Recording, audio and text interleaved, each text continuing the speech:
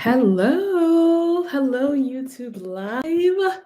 I am super excited to be here. Like, it's been a hot second since I've gone live on YouTube. For real, I've missed you guys. So I'm really excited about coming in hot for December. I know December is a time when many of us are, planning for the next year. We're reflecting on what happened in the current year. And especially for a lot of us in the events industry, this is a time when we're starting to slow down enough to really focus on the internal workings of our business. So for all those reasons, I knew today was the perfect day to kick off this series. So I'm excited to have you guys all here. Do me a favor as you're coming in. Drop a line in the chat. Let me know who you are. Let me know where you're tuning in from. All right, let me just drop that as a comment. Um, yeah, hey guys, I missed you. Let me know where you're tuning in from. But yes, I am excited to be hopping in on this workshop. I know that alerts just went out on Facebook, on the email list, and a lot of other places. So some people may still just be joining. But I wanted to give a little bit of background about why I wanted to do this, why today, why December, and all of that. So a few years ago, when I first kicked off my coaching program, my formal coaching program, I offered a workshop. It was called the 2020, what year was that? 2020 Planners Reset. And so it was a time to reset. 2020 was a rough year for many people, canceled weddings. Rescheduled weddings, some weddings having to be rescheduled multiple times, and dealing with, maybe venues or vendors who were difficult. There was just a lot going on, and we needed a reset. We needed a reset. And so, sorry, just letting everybody know we're live, but we needed a reset, and a reset not only just because it was a tough year, but also to understand that the upcoming year could be an amazing year. I think that there was a lot of doom and gloom talk in 2020. And for me, I don't like to focus on the doom and gloom. I don't like to focus on, okay, it was a rough year. Maybe we didn't get as many inquiries as you would have liked. I like to focus on opportunities and what's next. And I'm really excited to share that a lot of people who participated in that 2020 Planners Reset over the next year hit their first six-figure years in business. I'm talking people who never made more than maybe 10,000 in a year. Some people who said they never made more than 30,000 in a year. The very next year made 30 grand. I'm talking like, doubling 4xing pricing. There was a lot that came from that. And I want you to know that, yes, I can teach you strategy. That's what I do as a coach. I like to talk about strategy, what you should be doing, giving you ideas, letting you know what's working now. But for the strategy to work, you have to actually believe that it can work. You have to believe that your business can grow. You have to be able to see your business in a different way, right? So all that being said, it was important for me to have this reset, right? And instead of making it a paid program this year, I decided to have it for free, to talk about resetting our minds, resetting our revenue, resetting what we think is normal. So all that being said, I'm excited that you're here. This is going to be really good. I hope that you're listening. You might be watching, you might just be listening. All of that is good, because this is really, really good content that if you really lean in and if you really, really pay attention, if you really adopt some of the mindset shifts that we're going to be talking about today, it's going to have a huge impact on your business. It's going to have a huge impact on your business. I've had people, the last time I did this workshop, like in depth, someone told me that this was worth more than, it was worth by itself thousands of dollars, right? More than what the person had paid for the coaching program, the entire coaching program. They're like, this by itself is changing my life. And my goal is to do the same here today, right? Live on YouTube for free. And my only ask is that a lot of times we don't take information or coaching that we get for free as seriously as we take information and participation when we pay for something. So this time that I'm deciding to pour out for free, I just want you to take it seriously. Come back and let me know how it's impacted your life. Hit me on email, hit me on Instagram DM, or even in a comment on a video, and let me know how this is impacting your life. And also, more importantly, make sure you actually are implementing. All right. All right. So today we're starting with mindset. It's the foundation of everything. It's the foundation of everything. It's the foundation of every strategy. You're never going to charge 5 figures for your service or high 4 figures for your service if you don't believe if you don't have the mindset that it's valuable and that this is something you can do, right? You're never going to really make action. Like a lot of times, the things that hold us back from taking action is where our mindset is. So before I get into anything else today, I wanted to focus on mindset. I wanted to focus on growth, change, and everything we need to do.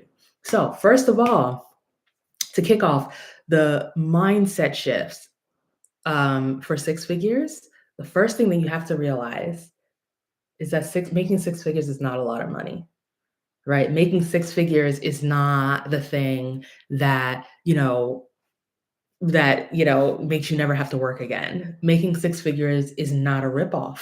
You're not ripping anybody off by making six figures.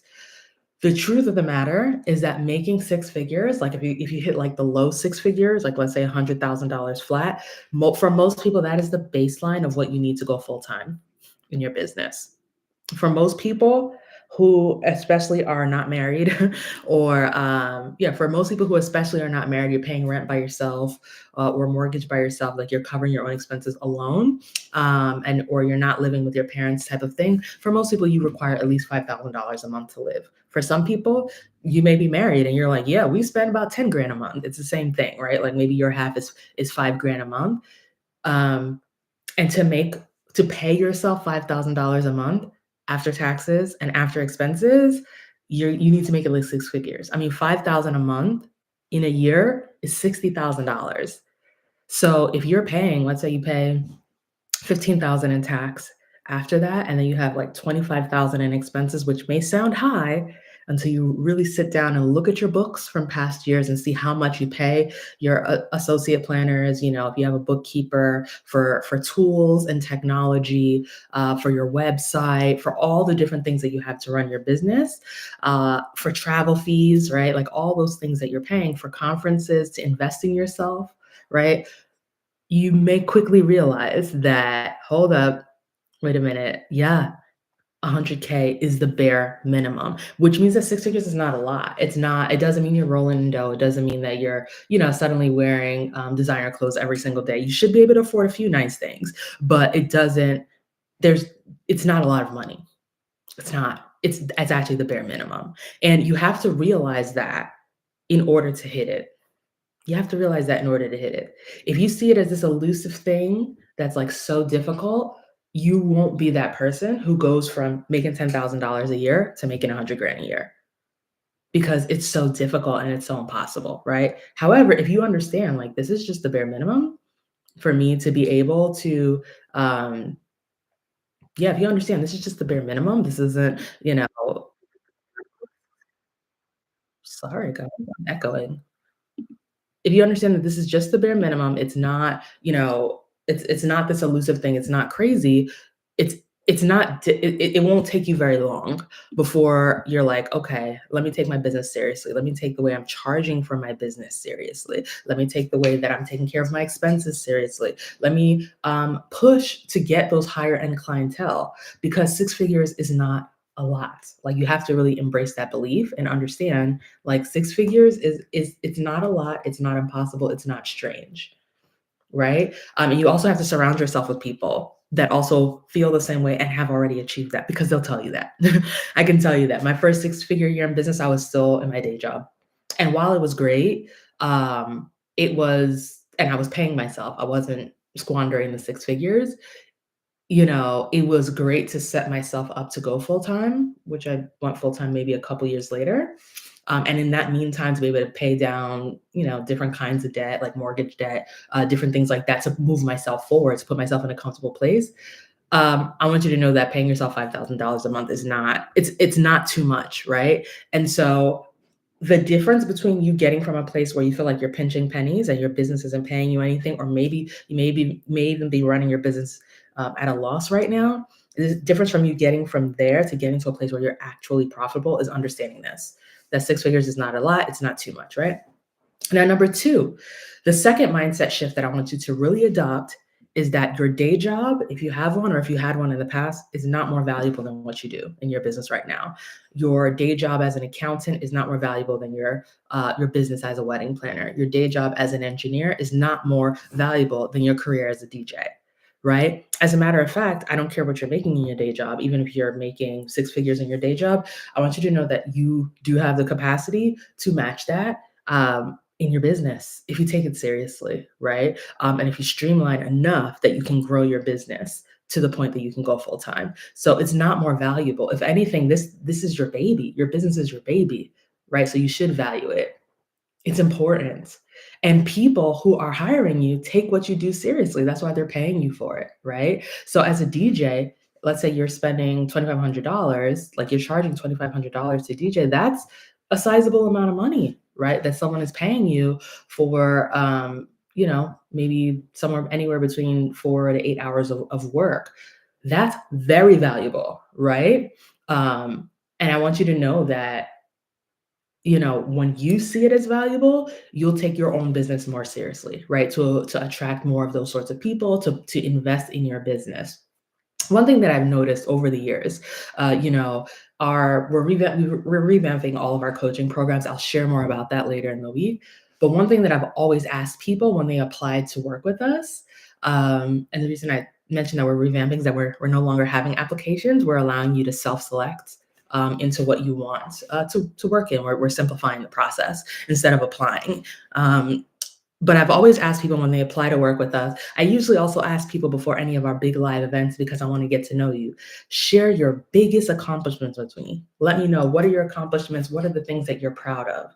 And there's so many people who are like, yeah, I want to have a six-figure business. I want to grow. I want to do this and that. But when I ask them what their accomplishments are that they're most proud of, it's the fact that they have a master's in psychology. It's the fact that they have, oh my goodness, this thumb. It's the fact that they, spent 10 years as a neuroscientist. It's always something that's completely unrelated to the business. And I think that and that's not first of all, if you did any of those things, you should be proud of it. But at least some of the things on the list should be related to your business. Like, I could tell you, I am an Ivy League educated computer engineer, graduated in the middle of a recession of 2009, still got a job where the majority of my colleagues did not. They either weren't able to get jobs, or they got jobs that were taken back, just because of the state of the economy. It was crazy. Um, I was able to, I got promoted on time. I became a manager in IT. Like, I did all these amazing things. But when you ask me, like, what are the things that I'm most proud of in my career?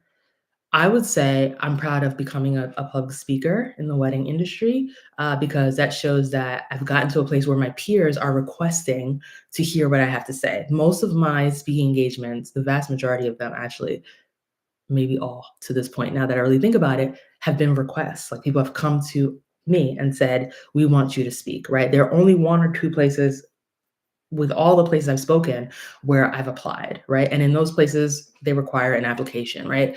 But most of the time it's come to me, "Hey, our audience said that they want to learn about this and we think you're the best person to learn it from." Or our audience specifically requested you. I am proud of that my peers, people who I consider my peers in the wedding industry, in the events industry, want to hear what I have to say because they like my work. I'm proud of that. And even if, let's say, I wasn't a speaker, right? Because some of you are like, well, I haven't started speaking yet, or I have no desire to speak. I'm proud of the fact that I've planned weddings in multiple states and countries outside of where I live. I'm proud of the fact that I've planned beautiful weddings for like 20 people and beautiful weddings for 700 people. I'm proud of the fact that, you know, um, we have five-star reviews. I'm proud of the fact that our clients say all kinds of things to us. I've had clients say, my mother is never, I've had this specific one multiple times. People say, my mother is never pleased by anything. My mother is never impressed, but she was so pleased with my wedding. I've had corporate clients say, you have no idea how much easier you made this for me. We want to work with you next year. I've had people just automatically add us to their say, oh yeah, she's part of our team. Like, yeah, we just hope you don't go anywhere because of how much easier you've made our life. Right. I'm proud of the fact that most of the corporate clients that we've had have asked us to come back again, with the exception of one that had an internal meeting planning department already. Right. And they asked us Yeah, they asked us to do something very specialized, but they have an internal meeting planning department. However, they have referred us to other corporate clients who have booked, right? So I'm proud of that. I'm proud of the fact that, people work with us once and want to work with us again. That if you were to ask me, like, in my career, what am I most proud of? Those are the things I would list, right? And I think that a lot of us, this is a time of reflection. End of the year is a time of reflection. It's time to reflect. What are the things that you're proud of that relate to your business? You should have those things because those are the things that are going to reignite you. If you feel kind of tired or beaten down from the year, looking back at your successes and the things that you're proud of are what's going to fuel you for the next year or the next leg of the race, because being in business is hard. It's one of the hardest things you could do is to open a business and keep it open. Right, most businesses fail after 5 years. So keeping it open after 5 years, 10 years, 15 years, right, even after 3 years, it's work. And so you got to have that internal fuel. And a lot of that comes from your past successes. You should know them.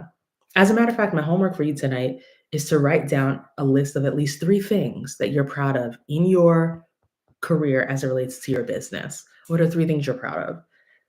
Right? That you're really proud of yourself. At least you can have more, but I want you to have that. I want you to write it down. I want you to hang it in your office or put it as a note on your desktop in a place that you can see it frequently. What are things that you're proud of?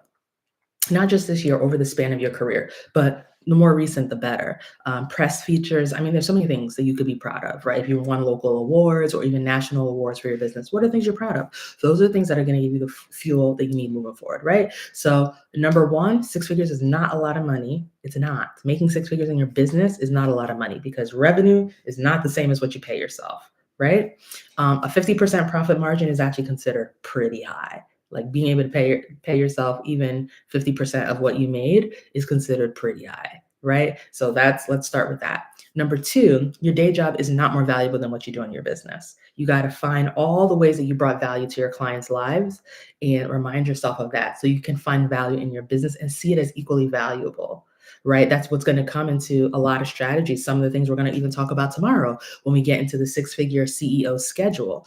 For me, I designed my schedule when I had a day job around the times that I have the most energy. So what the times that I have the most energy, I gave to my business.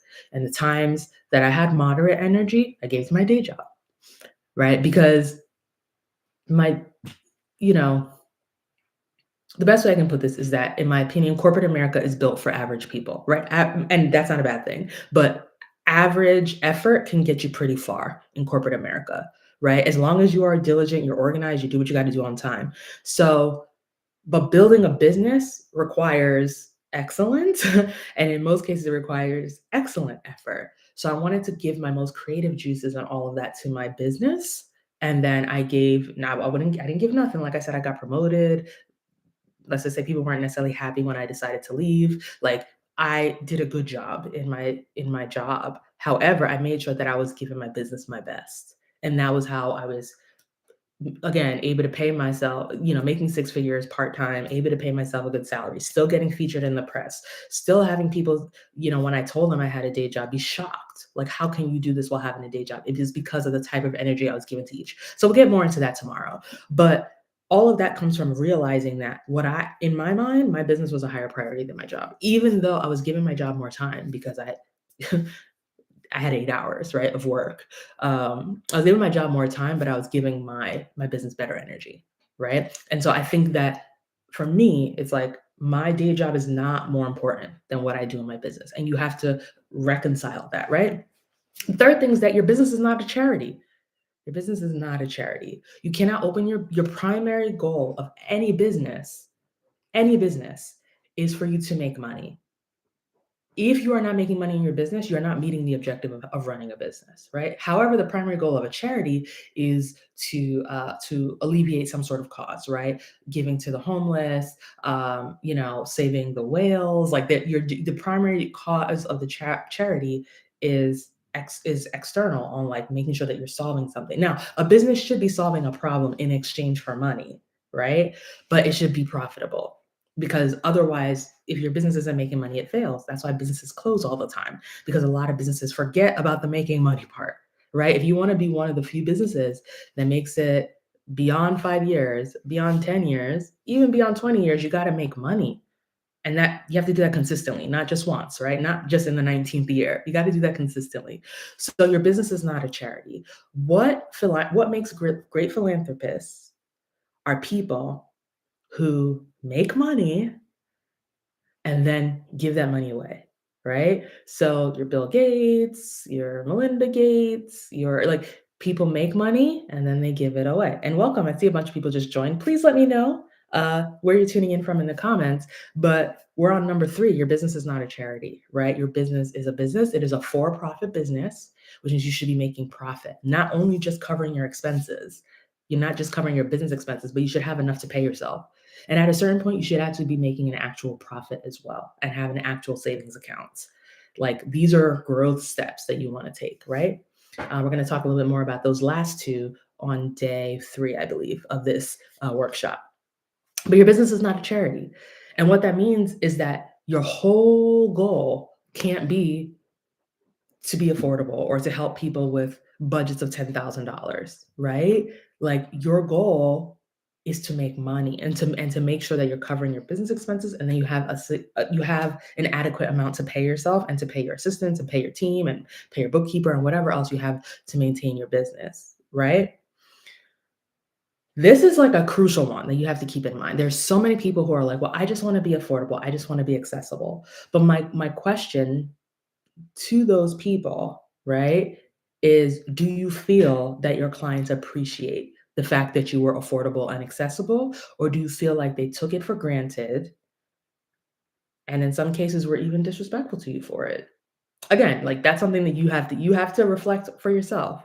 But I've found that, and I'm not saying that you have to charge a crazy amount of money to have clients who appreciate you, but for your business to really run well and to run the long haul, you can't have people who treat who you have to work with people who really appreciate your business. This is a business where we give a lot of our heart to, and so it's important to have like a degree of appreciation, right? From your clients. And I want to say that in most cases, when you're, the lowest, when you're the cheapest option, people don't necessarily tend to appreciate it. They don't take it as, oh my gosh, I love the fact that you're giving back. Oh my gosh, I love the fact that you're helping me with my wedding budget. They usually just take it as, oh, this person probably doesn't know what they're doing, and they try to micromanage you. Like there's just a lot of things that come with that. Especially if you're there forever, if you're the budget option for 5 years, 10 years, 15 years, and you're always the cheapest option, there's a way that people just kind of view you a certain way, right? So you have to understand that your business is not a charity. Now, if you're like, man, I just really want to give back to people, you have options. You can do a free wedding giveaway every year. Find your favorite vendors who are willing to do stuff for free. Maybe get a couple sponsors who will pay for things, like pay for the cost of goods for your caterer and the cost of goods for your florist. Like you can organize that every year and give away a free wedding to somebody who really deserves it, right? You can have discounts for people who are in the army or who are veterans. You can have a veteran discount. You can have an army discount. You can do so many things without just being the cheapest option, right? If you, especially depending on what you are passionate about. If you're passionate about breast cancer research, you can give away a free wedding to a breast cancer survivor every year. I mean, there's so many options, but that doesn't have to mean that you're the cheapest option because most people don't see that as serving. They just see it as you're just cheap.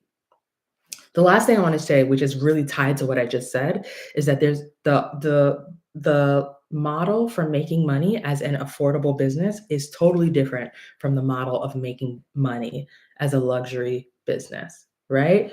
When you are selling something for really cheap, the goal is scale. So the goal is, okay, I can do, let's just say if you're a wedding planner, and you're like, yeah, I definitely want to have a six-figure business. You have to plan 100 weddings at $1,000 to hit $100,000 a year, right? So if you're planning 100 weddings at $1,000, that's what it takes. 100 weddings means 2 weddings a week for the entire year, assuming you live somewhere that's always warm and where people always have weddings, right? Or 100, that's what it's going to take out of you, right?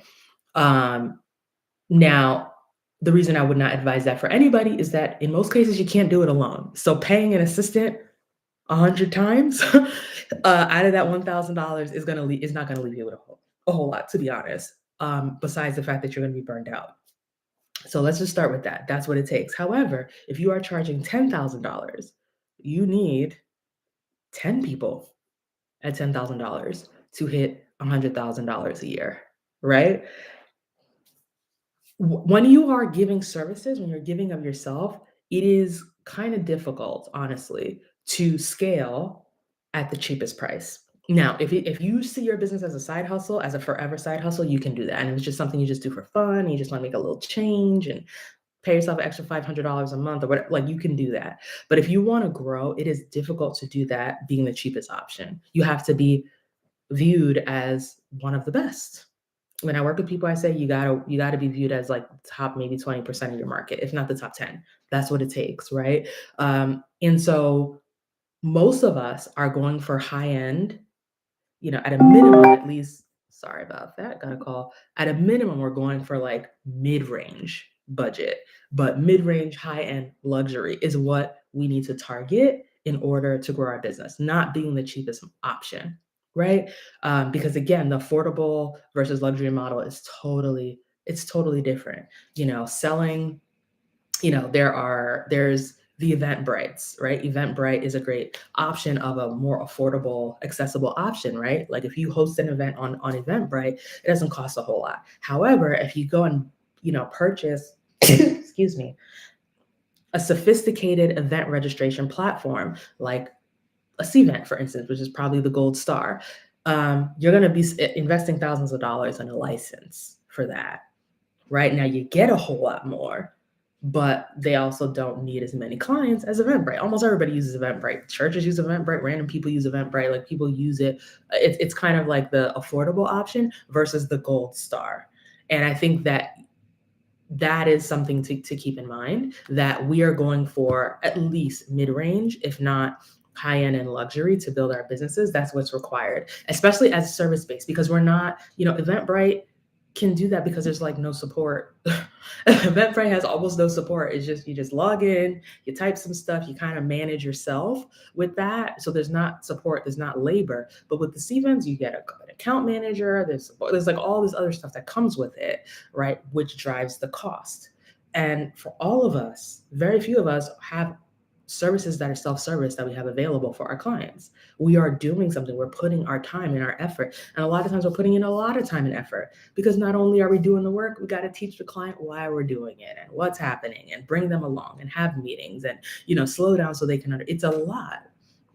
And so because of that support involved, that's what pushes us more to the high end and luxury model for the business, right? For you to be able to get to six figures. So the mindset shifts, just to, summarize the mindset shifts that we talked about today and why they're important. Number one, six figures is not a lot of money. If you see it as a whole lot of money, as revenue in your business, then it's going to be really difficult for you to achieve it, right? But six figures is literally the bare minimum if you ever want to go full time in your business for most people, right?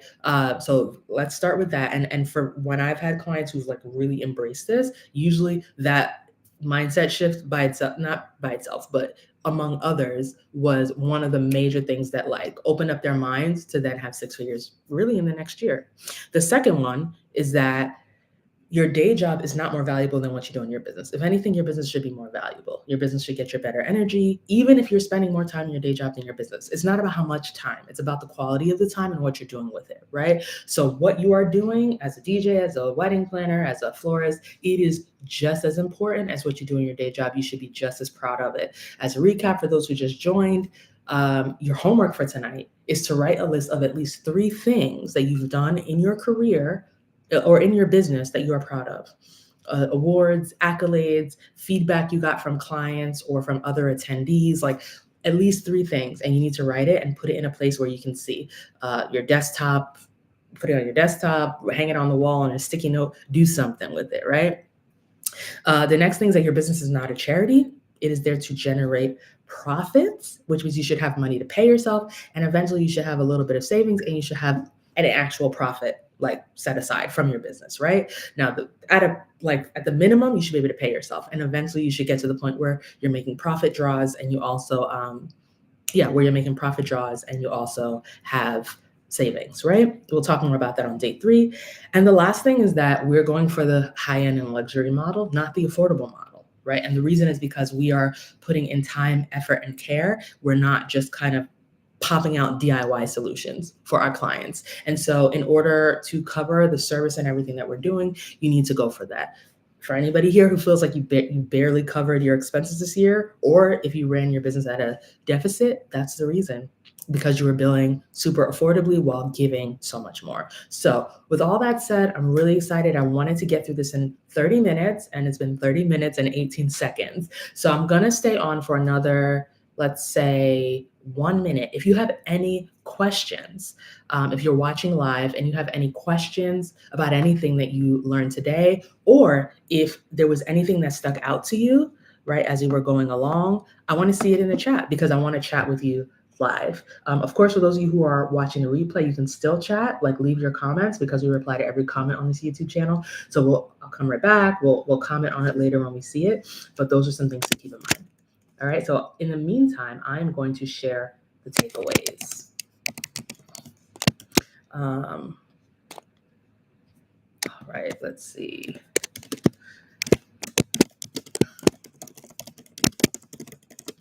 Okay. I'm really, number 1, 6 figures in revenue is not a lot of money. Number 2, your day job is not more valuable than what you do in your business, right? Number 3, your business is not a charity.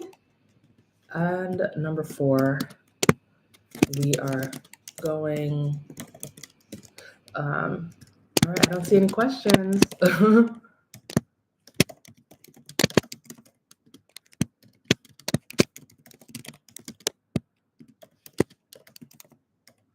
All right. So I've shared the takeaways in the chat, just so it's easy for you to copy and paste. If there was anything that really stuck out to you, please let me know. If you have any questions, please let me know. We'll reply to your comments here on the channel. I'm so excited you guys tuned in. Tomorrow is going to be phenomenal. It's going to be really, really, really good. I'm really excited actually about every single day, honestly. But tomorrow we're getting into your 6-figure CEO schedule. I gave you guys a little bit of a preview earlier today, baked into the lessons, but you got to have a strong schedule, right? Whether you're full-time or you have a day job. I'm going to be honest. When I had a day job, I was kind of forced into a certain schedule because I had to like make it to and from my job at certain times.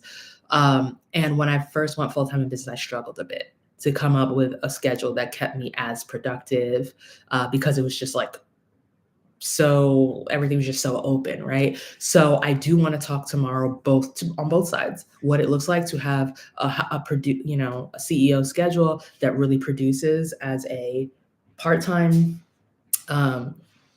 being part-time in your business, but still producing full-time revenue. And then also when you go full-time, what that looks like, right? So we're going to talk about your schedule, organizing your time, because for a lot of us, this is where we're struggling, right? It's like, oh, I want to grow my business, but I don't have time. Let's talk about how to get organized so we can make it. All right. I really look forward to seeing you guys back here tomorrow. For those of you watching the replay, please, please, please leave me some comments. I want to see who's watching, and I definitely want to see your questions and what resonates with you. All right. Cheers, and see you back here again.